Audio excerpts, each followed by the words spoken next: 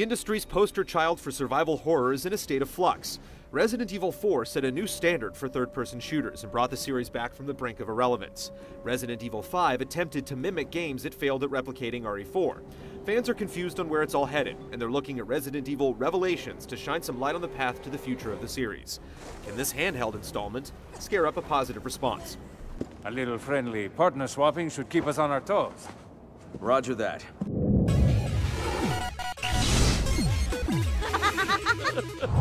I found the target, but she's a zombie. Isn't that always the case?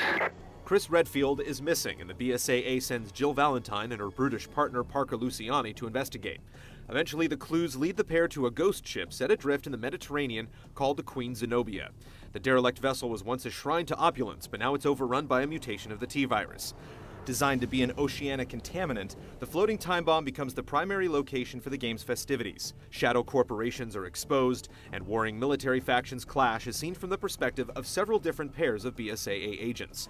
Their stories intertwine, and sometimes in unpredictable ways. We should be okay as long as we work together. The dark, creaky ship is a perfect location for Resident Evil, but the game's militaristic bent undermines the setting. Perhaps it's a product of eventually having to justify why zombies and their ilk exist, but this direction intrinsically makes it less scary.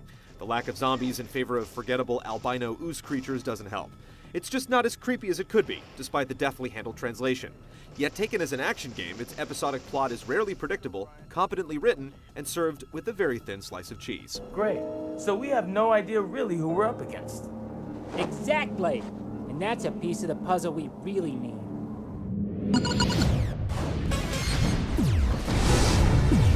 There's something you may want to see. Revelations is a return to the series' prior design, as the Queen Zenobia essentially doubles as a mansion. It's a maze of corridors and rooms governed by keys that you collect as you clear one room after another. Backtracking is prevalent, and by the end of the game, you'll know the ship's map by heart. Breaking up the monotony are missions where you take control of other agents to help fill in the plot's cavities. Typewriter saves have been replaced by sometimes brutal checkpoints, and with no way to load a prior save, it's possible to find yourself on death's door with no green herbs in sight. A big part of the game is weapon building at crates scattered about. You get the stock shotguns, machine guns, and handguns, but you collect parts through the campaign that you can upgrade them with. Fire rate, stopping power, and even special abilities like double firing can be imbued to your armament. By the time you reach the end of the game, you'll have an emotional attachment to your 3-gun arsenal. Grenades are effective, but scarce, and a new scanning gadget called Genesis helps pluck hidden items and gather clues. Using it obsessively is recommended, and practically impossible to resist. Resident Evil has been laying the foundation for multiplayer for quite some time, but few examples have been as enjoyable as Raid Mode in Revelations. Essentially a cooperative RPG that you can play online, locally, or by yourself. It has a Phantasy Star Online vibe to it. As you blast your way through campaign environments strewn with enemies, there's a leveling up structure that unlocks new weapons, or you can spend the BP you earn in the campaign at the store. You have the option to play with randoms from around the globe or folks on your friends list, and the rewards are laid out almost like a breadcrumb trail to heaven. It's top shelf as far as 3DS online experiences go, and almost worth the price of admission alone. Jesus, no one could have lived through that. The expectations for handheld game content is rising by the month, and Revelations has taken this to heart. Spanning around 10 hours, the campaign is every bit as lengthy as its console siblings. A Game Plus feature and the long-lasting addictive raid mode guarantee plenty of pounding pulse per penny. I don't want to jump to conclusions. I need more intel.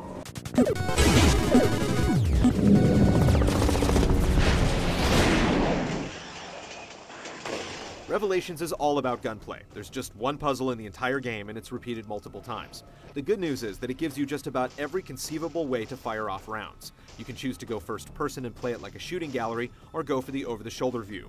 Aiming is handled well by the circle pad, but quickly readjusting to address enemy placement can be arduous, even with the quick turn. It also features Circle Pad Pro support and gyro aiming, which works remarkably well.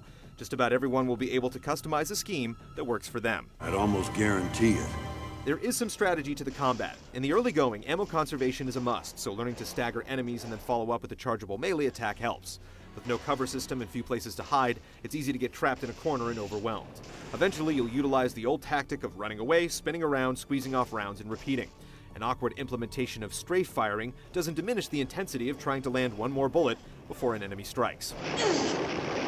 Whether you're playing the campaign or raid mode, you're always with a partner. Neither option allows you to share ammo or weapons with one another, and based upon the effectiveness of the computer AI, that's probably a good thing. Rarely dropping enemies, your comrades are idiots. They get in the way at the worst possible time and aren't even smart enough to act as a pathfinder to the next objective. They're essentially worthless, save for acting as a decoy to draw enemies away. Ryder, I'm gonna go check out the terminals. You have fun with these. The gameplay is rounded out by turret segments, a surprising amount of swimming, and a few boss encounters that almost all require the same strategy. As a mix of old and new concepts, the gameplay in Resident Evil Revelations maintains tension, but forces you to manipulate its inadequacies to proceed.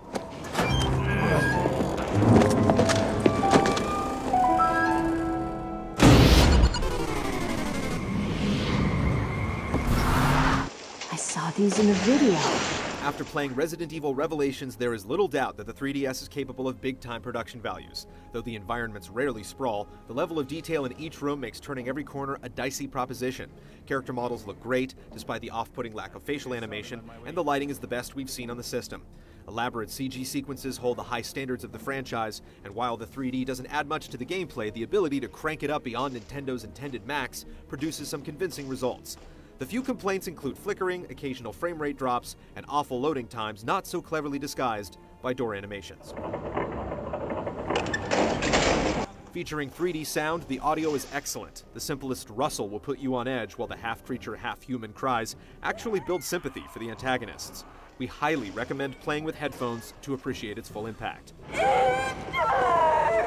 The voice acting will only elicit a few snickers, and overall, Revelation sets a new high mark for presentation on the 3DS. Feels like something's gonna jump out.